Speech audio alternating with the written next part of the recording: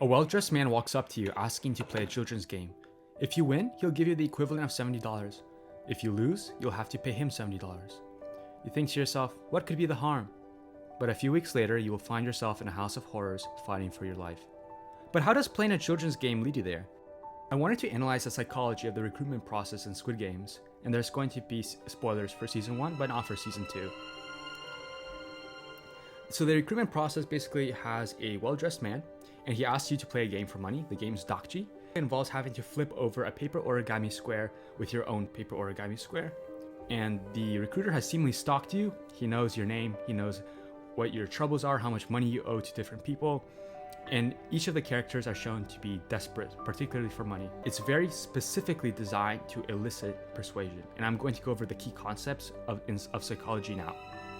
So let's begin with the approach. There are two main source factors, and source factors are factors for the person who's giving the message that increase persuasion. So the two source factors are that the source persuades more when it's credible, and the source persuades more when it is attractive. Let's begin with credibility.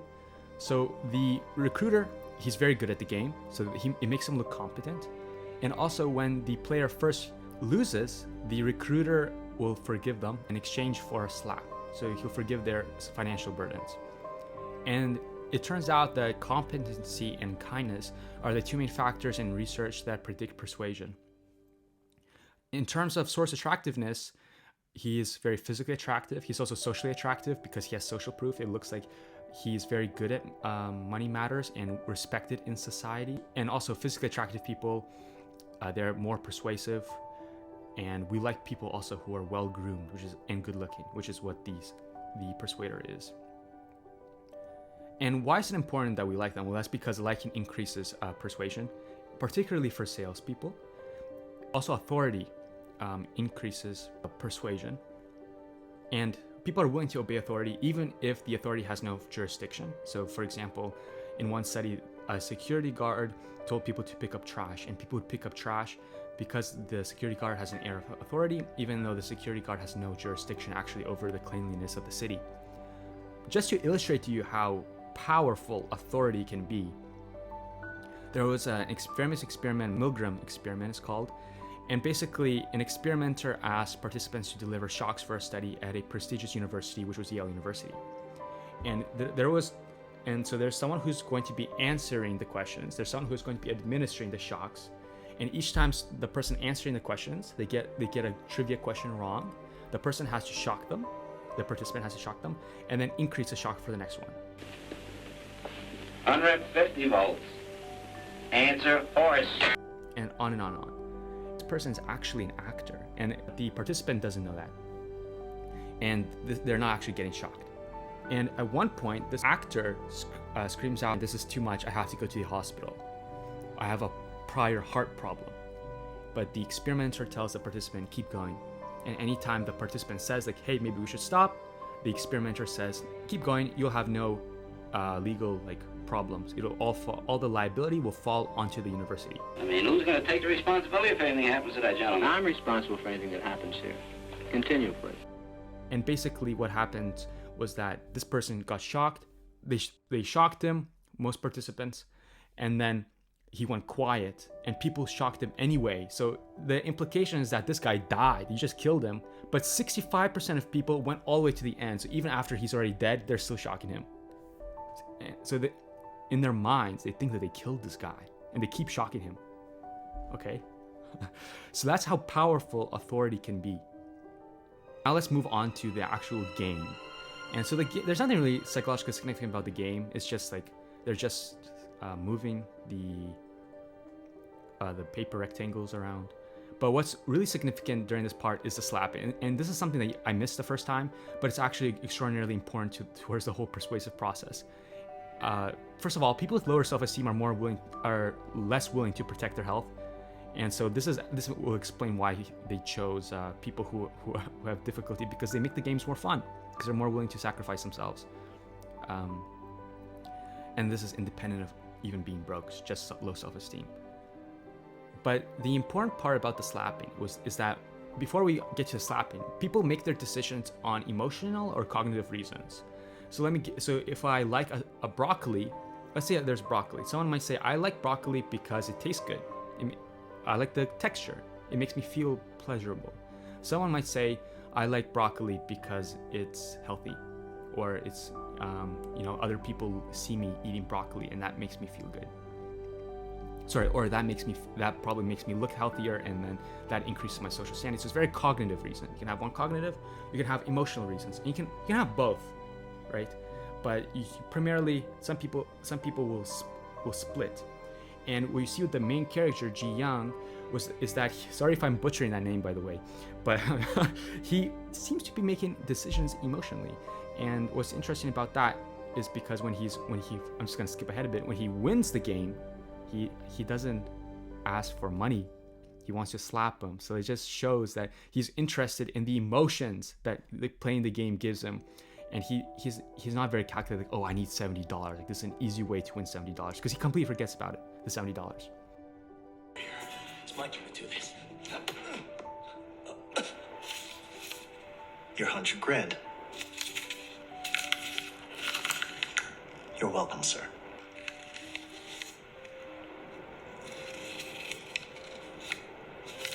Oh, yeah. The money. So, and basically emotion can be divided on valence and on extremity. So if something's calm, it's good. So it's a positive valence, but it's peaceful. It's not very extreme. If you're happy, it's also positive valence, but it's more extreme. Euphoria is like way up there, right? And so basically, when you want to persuade someone emotionally, you want to give them the most powerful emotional feeling. You want to pump up that extremity. Basically, when you slap someone, it makes people more aroused, right? Like if you slap someone, it just makes them feel more awake. There's an experiment Singer and Schachter study, and they injected people with adrenaline. And then they showed them a funny guy, and they showed them an annoying guy. And what do you know? People felt more happy or more frustrated or more angry when they were injected with it and then subjected to a funny guy or an annoying guy than people who weren't injected. And they interpreted their injections, which physiologically changed them, towards being in emotion. So they think that guy made me laugh more, that guy made me frustrated more. They don't realize that was because they weren't told it was adrenaline. But I'm pretty sure that once they were told, then they can accurately say that this is the adrenaline acting. But if you don't know, then you're going to assume it's called a misattribution. And so basically all of that is a long-winded way to say that when you get slapped, it increases his extremity. Then when he wins, he's going to feel way elated, way over the moon. It's going to be very powerful, positive emotional driver, and that's going to persuade him more towards saying that, oh yes, I actually did like the game, even though he just got slapped around a bunch of times. So another thing that I wanted to say was that I'm just going to take a little detour here. I want to talk about this is not only a setup towards joining the games, this is also a setup towards making the games more enjoyable. And basically, people have a self-consistency motive. When people commit not to cheat, there will be less cheating. When people commit towards putting up a lawn sign, they will put up bigger lawn signs because they already committed towards the slogan that's on the lawn sign. And this self-consistency motive can function through the self-perception theory, BEM, which is what we learn about ourselves through seeing how we act. It could also function through the looking glass self, which is learning about ourselves by how others treat us. And both of these theories will change our identity. We'll see ourselves as somebody who's not deserving of respect, who will do anything to get money. That's our identity now, and we act in accordance with our identity. Also, hazing rituals, they use this psychological principle, justification of effort. And so basically, we don't want to admit to ourselves that we just got slapped around for no reason. We'll say, oh, it must have been really worth it. Like, it's really important that I get $70 today, because we don't want to make ourselves look stupid generally. And so we'll try and push. And so, for example, they had participants and they shocked them. And participants who had a low shock liked the group not as much. Participants who had a high shock, who had to suffer a lot, it was rated as very unpleasant. They like the group way more. That's because they assume that if they're getting shocked, it must be because the group is so much worth joining, and so they'll be more happy. They'll be even happy to be there. And that's how the military uses hazing rituals, fraternity uses hazing rituals, and that's how they create that tight bond, because they want to be more in that group. Now, so let's go on to the victory. So we're going to just circle back to the victory. So now Gi-hun wins. Victory feels earned. But in winning, he's starting to feel superior. And this has two major impacts on Gi-hun's psychology. It increases his self-esteem, and it also increases his internal locus of control.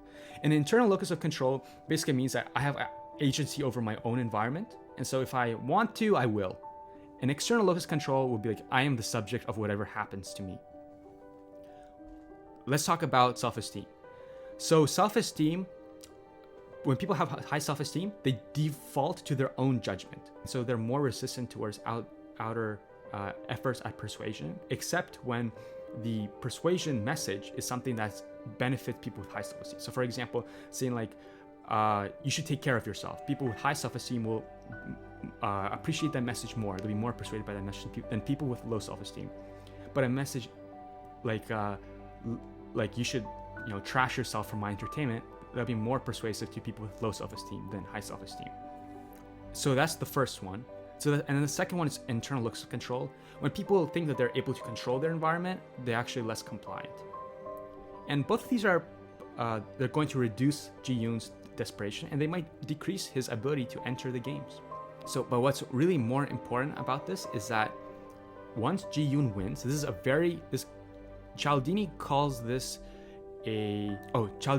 a privileged moment. And basically at this moment, this is the exact time where Gi-hun will form his opinion and whether he's willing to do more of it or not. And so if he thinks that, hey, the other guy asks him, do you want to join the Squid Games? He says, buddy, I'm good at making money. I don't need to risk myself. Like, look how lucky I am or whatever. Look how skilled I am. Like, it'll be no problem. Come on, it must sound tempting. Hey, dude. Is this a new pyramid scheme or what? Look, I'm desperate, okay? Still, not that desperate yet. And you don't want someone to form an opinion like that, because it's harder to change someone's formed opinion than it is to change how they're forming it. Earlier, and so basically, you signed away your physical rights. What the recruiter does is he primes himself with his own inadequacy. And the recruiter wants to maintain authority, and he wants to dismiss the feelings that Gi-hun doesn't need the salesman. And he wants to put that desperation back into Gi-hun. 160 million won owed just to loan sharks. And you owe 250 more to the bank. Another psychological principle that worked here is negging. And so basically they lowered women's self-esteem. They told them that they're morally bad or morally good through a personality test. It's a bogus. It wasn't real, but they just fake told women. And then the women who were told that they were bad, when men were asked them out, they said yes more often to the male. And the male was a confederate. It wasn't an actual male, like a random male that was just asking people out. It was an experimenter that they didn't know, who was part of the experiment was after. So that's really interesting, because the theorized reason that they did that is because when they have a low self-esteem, what they want to do is they want to increase it. They want to feel validated, right?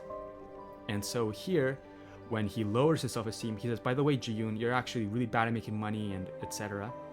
Then Gi-hun remembers that, oh, I need him. I'm no good without him. And so he's more likely to fall for the final call. And so all of this is to set up, this is what Cialdini calls a privileged moment. All of this is made just to set up this next act. And this next act is the call to action. So let's get into the call to action. The first psychological principle, scarcity. We don't have that many spots left. We don't have many spots left. Just think about it. Also social proof, because it suggests that everyone wants to go, you have to act quickly. There's a deadline, and he's also promised an undescribed amount of money. And this makes him, the reason that this is also important is because this makes his imagination wander. And he fantasizes more about, how much money could it be? Maybe it would be pay off my house, etc. And basically, it increases his persuasion because he keeps thinking about it over and over and over effect. This is called the mere exposure effect. and it reinforces his attitude. And this basically will make him more, it reinforces all attitudes, except it makes neutral attitudes, which Gi-hun must be at least at a neutral. He's probably at a positive by now.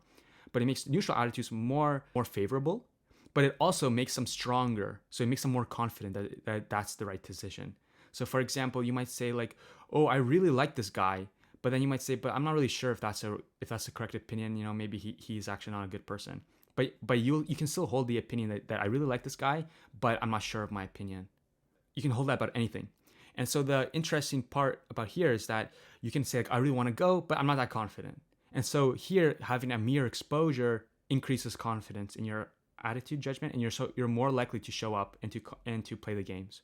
The other thing that invokes mystery is that the salesman knows so much about them. They wonder why. They think about the encounter. It's so strange. It happens in a subway. And so eventually they keep rethinking this over and over. They start wondering about all the positive, because remember they were just made to think that they could win a lot of money and that this recruiter could help them. And finally, you want to reciprocate the recruiter's kind offer, because he just gave you $70. You were supposed to give him $70, but he waved it away. There's no he doesn't force you to come like the other recruiter, like the other loan sharks that were after Gi-hun, where they held him down and they wanted his organs. He said, it's okay, fine, walk away. And this feels like it's your decision that you want to play the Squid Games, even though this message, as I've just hopefully demonstrated to you in this video, it's very carefully methodologically, why can't I speak after 20 minutes of talking, crafted towards getting a high conversion rate. And so I hope you found this video. That's going to be the end of the video. I hope you found it enjoyable. So please let me know like what other video ideas you might have for me. It's my first psychological breakdown, and I hope to streamline this in the future. So thank you so much for watching. I guess I'll see you in the next one.